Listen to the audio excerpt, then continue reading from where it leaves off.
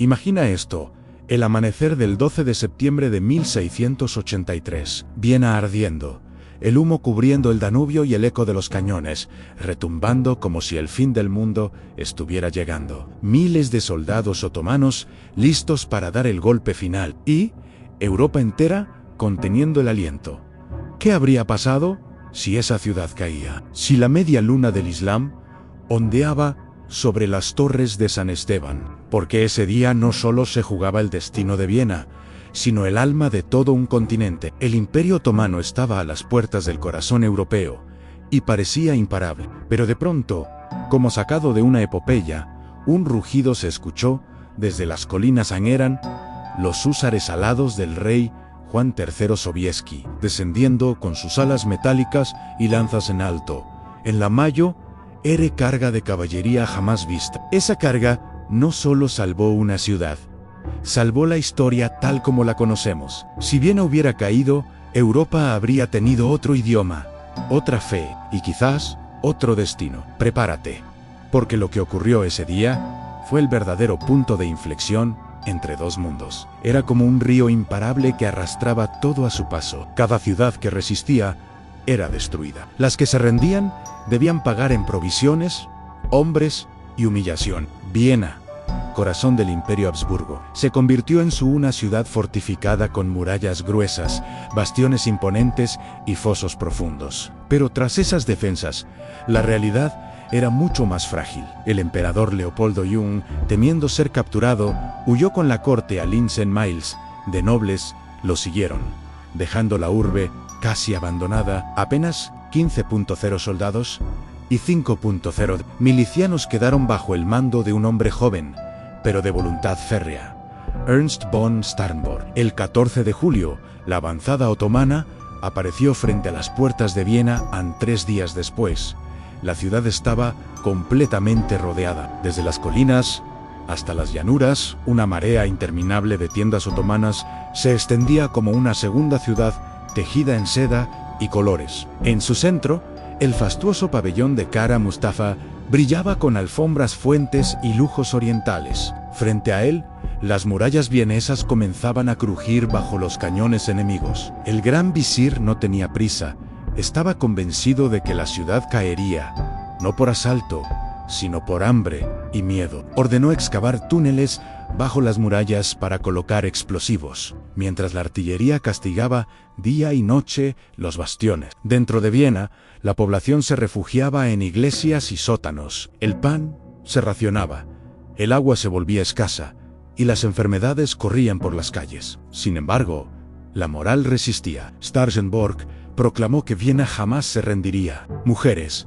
ancianos y niños colaboraban cargando piedras y municiones, ayudando a apagar incendios o reforzar los muros destruidos. Durante semanas, el cielo nocturno se iluminaba con explosiones. Torres enteras se desplomaban tras las minas otomanas, solo para ser reemplazadas de inmediato con madera, tierra y cuerpos de quienes defendían la ciudad. Cada avance era respondido con una contraofensiva desesperada. Viena se había convertido en un campo de resistencia, donde cada piedra se defendía con sangre. Pero mientras Kara Mustafa confiaba en que el hambre acabaría con los vieneses, más allá de las murallas, un eco viajaba por Europa, un grito de auxilio que cambiaría el curso de la historia. Dentro de las murallas de Viena, la vida se transformó en un infierno cotidiano. El asedio otomano, iniciado con la confianza arrogante de Kara Mustafa, pronto reveló su estrategia: no vencer con rapidez, sino aplastar lentamente la voluntad de los defensores. Los cañones enemigos retumbaban sin descanso día y noche. Las murallas eran golpeadas hasta que la piedra se desmoronaba y las torres se desplomaban en ruinas. Los mineros turcos excavaban túneles bajo los bastiones, cargando explosivos que estallaban con estruendo, abriendo grietas en las defensas. Cada explosión era un golpe al corazón de la ciudad. Y sin embargo, en lugar de rendirse, los vieneses respondían llenando los boquetes con vigas, tierra y muchas veces con sus propios cuerpos caídos. El hambre pronto se convirtió en un enemigo más cruel que los cañones. Los graneros se vaciaron y el pan comenzó a racionarse. Lo que antes había sido un alimento cotidiano se convirtió en un lujo medido en migajas. El agua del Danubio, controlada por el ejército otomano, fue cortada, obligando a los ciudadanos a depender de pozos y reservas cada vez más contaminadas. Las enfermedades se propagaron en las casas abarrotadas, donde familias enteras se refugiaban de las bombas. Y aún así, la ciudad se negó a quebrarse. Ernst von Sternberg, incansable, recorría las murallas vengando a soldados y civiles. Su voz se escuchaba entre el humo y los Viena: no caerá. Esa convicción se convirtió en un escudo más resistente que cualquier piedra. Mujeres y niños subían a los muros para llevar piedras, agua y pólvora a los combatientes. Los sacerdotes marchaban entre los cañonazos con crucifijos en alto, ofreciendo consuelo espiritual a quienes temblaban de miedo. Las noches eran tan crueles como los días. A la luz de las hogueras, los defensores organizaban salidas rápidas para incendiar las obras de asedio otomanas, hostigar a los zapadores y mantener viva la esperanza. Cada pequeña victoria era celebrada como un milagro. La ciudad se convirtió en un hervidero de resistencia, un símbolo de que, aún en las condiciones más desesperadas, el espíritu humano podía desafiar al destino. Sin embargo, a medida que las semanas se acumulaban y las provisiones escaseaban, una pregunta crecía en el corazón de cada. ¿Viene llegaría realmente la ayuda prometida antes de que todo se derrumbara? Mientras las murallas de Viena temblaban bajo los cañones otomanos, en el resto del continente resonaba un clamor: ¡auxilio, o Europa caerá! El emperador Leopoldo I, refugiado en Linz, enviaba cartas frenéticas a príncipes y duques, implorando por refuerzos. Pero la historia de la cristiandad estaba plagada de divisiones. Demasiadas veces, reyes y nobles preferían luchar entre sí antes que enfrentarse juntos al turco. En medio de la desesperación, una voz se alzó con autoridad: la del Papa Inocencio XI para él. El asedio de Viena no era solo un conflicto político, sino una cruzada en defensa de la fe cristiana. Desde Roma, proclamó que salvar Viena equivalía a salvar Europa, y dedicó sus recursos diplomáticos y económicos a forjar una alianza inédita. La Liga Santa, convencer a los monarcas, no fue fácil. Baviera, Sajonia, Franconia, Suabia, cada estado del Sacro Imperio Romano Germánico aportaba hombres, pero con recelos y rivalidades. La coalición era frágil, un mosaico de lenguas y ambiciones. Sin embargo, en el centro de este rompecabezas surgió un hombre que se transformaría en Juan III Sobieski, rey de Polonia. Sobieski no era un monarca cualquiera, era un guerrero de experiencia, célebre por su victoria contra los turcos y tártaros en la batalla de Kotein, una década antes. Sus soldados lo llamaban el Rey Caballero, porque no dirigía desde la distancia, luchaba a caballo, espada en mano, compartiendo el polvo y la sangre con sus hombres. Cuando recibió la súplica de auxilio, respondió: con salvar Viena es salvar Polonia. Si el enemigo toma esta ciudad, marchará después sobre Varsovia. Mejor enfrentarlo allí que en nuestra propia casa. Su decisión fue crucial. Reunió a su ejército y marchó hacia el Danubio, dispuesto a unirse con las fuerzas imperiales y alemanas. Pero su viaje no fue solo militar. Fue simbólico. En un continente dividido, la figura del rey polaco encarnaba la posibilidad de unidad. En septiembre de 1608-83, mientras las banderas otomanas ondeaban con efe fiadas frente a las murallas de Viena, en las colinas del norte empezaban a reunirse los estandartes de una coalición que jamás se había visto. Europa, al borde del colapso, estaba a punto de responder con una fuerza capaz de cambiar la historia. Mientras la Liga Santa se organizaba con dificultad, las miradas de toda Europa se fijaban en un solo hombre. Juan III Sobieski, rey de Polonia, no era un monarca de lujo ni de palacios dorados. Era un soldado con cicatrices, un estratega con fama de luchar al frente de sus tropas, y un líder que entendía que el destino de su reino estaba ligado al de Viena. En Varsovia, muchos nobles se opusieron a su decisión. Argumentaban que sacar al ejército de Polonia dejaba al país indefenso ante los tártaros o cualquier enemigo oportunista. Pero Sobieski respondió con una lógica: si Viena cae, Varsovia caerá después. Mejor detenerlos en Austria que esperarlos en nuestras propias murallas.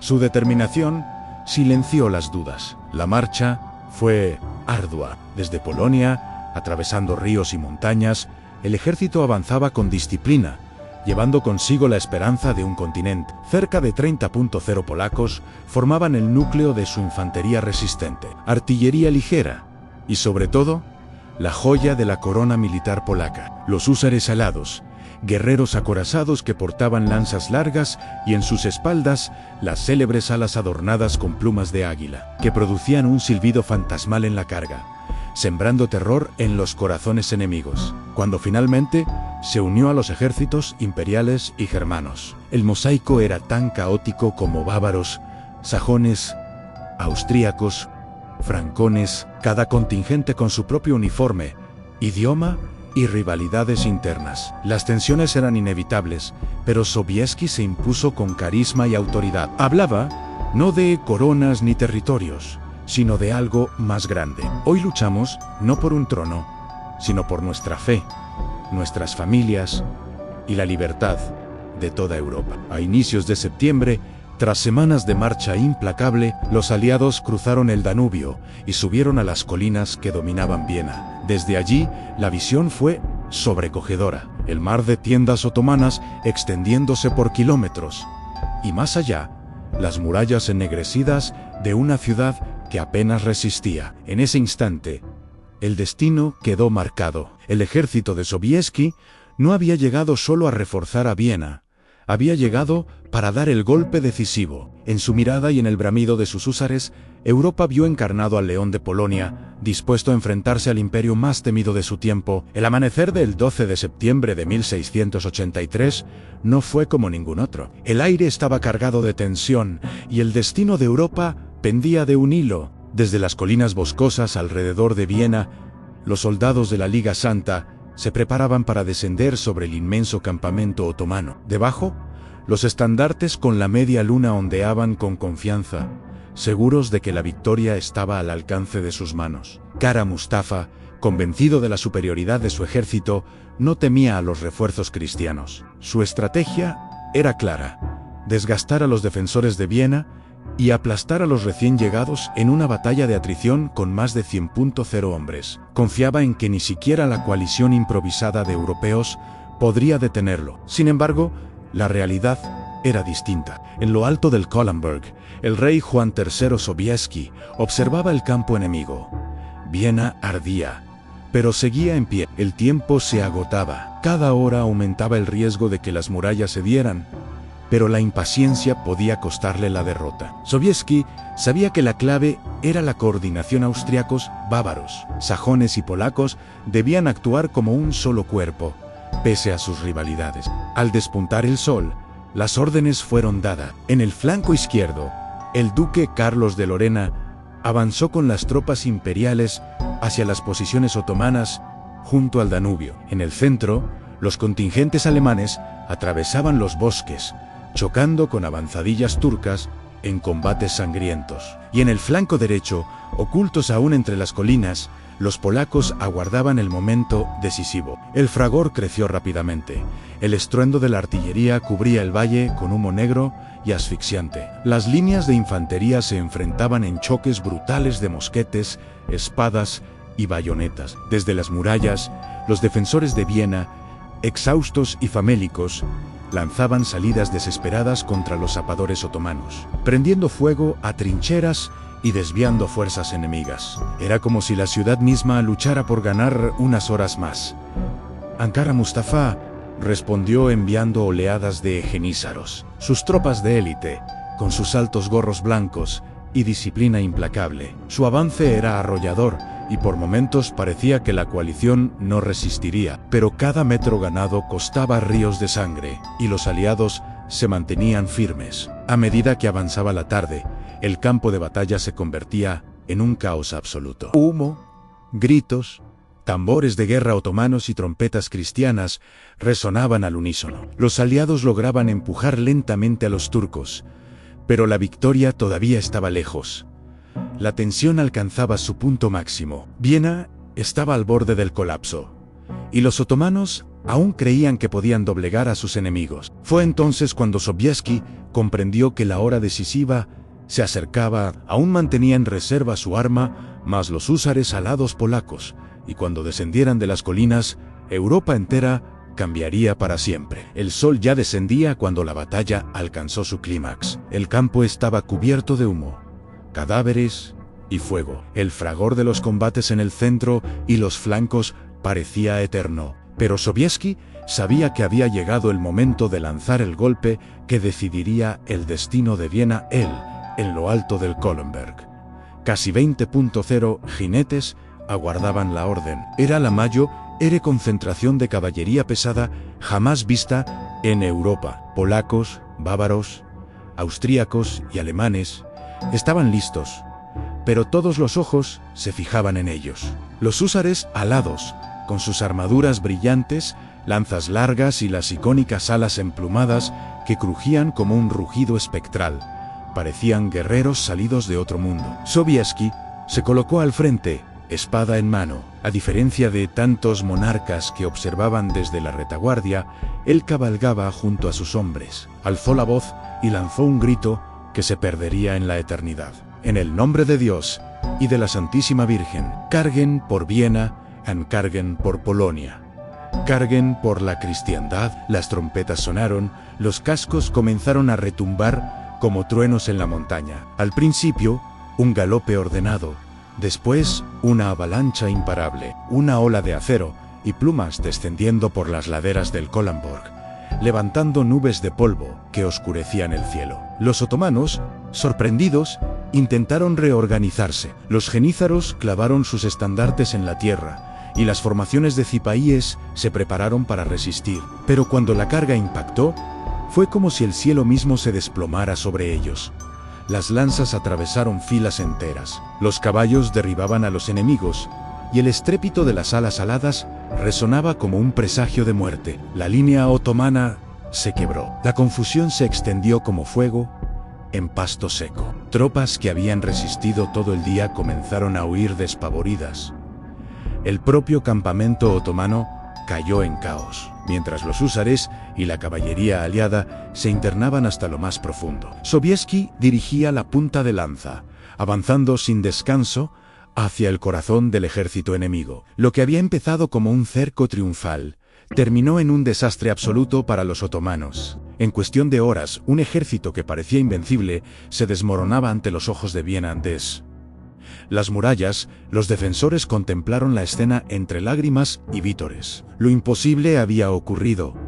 La ciudad estaba a salvo. La mayor carga de caballería de la historia había cambiado el rumbo de Europa. El campo de batalla se convirtió en un mar de caos. Lo que al amanecer había sido un asedio seguro, terminó al anochecer en una huida desesperada. El ejército otomano, que había marchado confiado hasta las puertas de Viena, ahora dejaba atrás cañones, provisiones y hasta sus lujosas tiendas. Mientras intentaba escapar del avance implacable de los aliados, el gran visir Kara Mustafa Pasha, orgulloso arquitecto de la campaña, vio cómo todo se desmoronaba. Su confianza, que lo había llevado a evitar un asalto total para no perder hombres, se convirtió en su perdición. Cuando los húsares alados atravesaron sus líneas, la estructura de mando colapsó. Sin comunicación, sin disciplina, las tropas se dispersaron. En un pánico incontrolable, Mustafa huyó, pero su destino ya estaba sellado. Meses después, en Belgrado, sería estrangulado por orden del propio sultán, castigado por el desastre que había humillado al imperio. Dentro de Viena, la transformación fue inmediata. Campanas repicaban sin descanso, los ciudadanos salieron a las calles y los soldados sobrevivientes eran abrazados como héroes. Entre flores, cantos y lágrimas, Juan Terceso Sobieski fue recibido como el salvador de Europa. Montado a caballo, recorría las calles entre vítores, mientras el clero proclamaba que la victoria había sido un milagro. Pero el eco de aquella jornada no se limitó a las murallas de Viena. La batalla marcó un punto de inflexión en la historia. Por primera vez, en más de un siglo, el avance otomano hacia Europa Central había sido detenido. La alianza improvisada de pueblos y reinos mostró que la unidad podía vencer incluso a un enemigo que parecía imparable. El triunfo de Viena fortaleció a la Liga Santa que durante años seguiría empujando a los turcos hacia el este. Al mismo tiempo, dio a Europa un nuevo el de la resistencia conjunta frente a la amenaza de la Media Luna. En Polonia, Sobieski fue inmortalizado como el León de Leópolis, mientras que en Viena su nombre quedó grabado en las memorias y en la piedra. La ciudad, devastada pero libre, comenzó lentamente a reconstruirse. Sus muros fueron reparados, sus mercados volvieron a llenarse y sus iglesias resonaron con cantos de victoria. Los relatos de heroísmo se transmitieron de generación en generación, convirtiendo la batalla en leyenda. La caída de Kara Mustafa y la victoria en Viena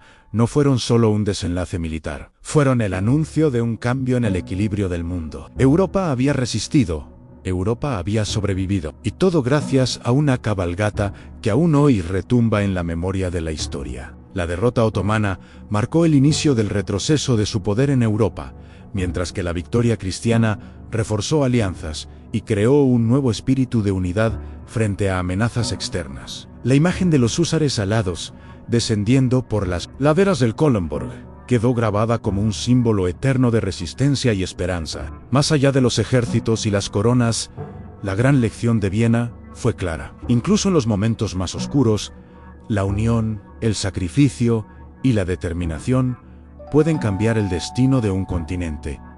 Gracias por haber visto hasta aquí. Y ahora, te pregunto, ¿qué habrías hecho tú si hubieras estado allí, en esas murallas, viendo cómo 150.000 hombres se acercaban para borrar tu ciudad del mapa? ¿Habrías tenido el valor de resistir o habrías huido antes del amanecer? La historia de Viena no es solo una victoria, es un recordatorio de lo que puede hacer una decisión cuando todo parece perdido. Mientras el polvo se asentaba y las campanas seguían sonando, el mundo cambió sin que muchos lo entendieran. Europa había sobrevivido gracias al coraje de unos pocos y a un acto de fe que aún resuena siglos después. Si este viaje te hizo imaginar el rugido de los cañones, el galope de los húsares o el eco de una ciudad que se negó a rendirse, deja tu comentario. ¿Crees que la historia habría sido diferente si Viena caía ese día? Nos vemos en el próximo capítulo, donde seguiremos descubriendo cómo batallas, misterios y decisiones humanas moldearon el mundo que conocemos hoy. Porque a veces, un solo día puede cambiar el destino de toda una civilización.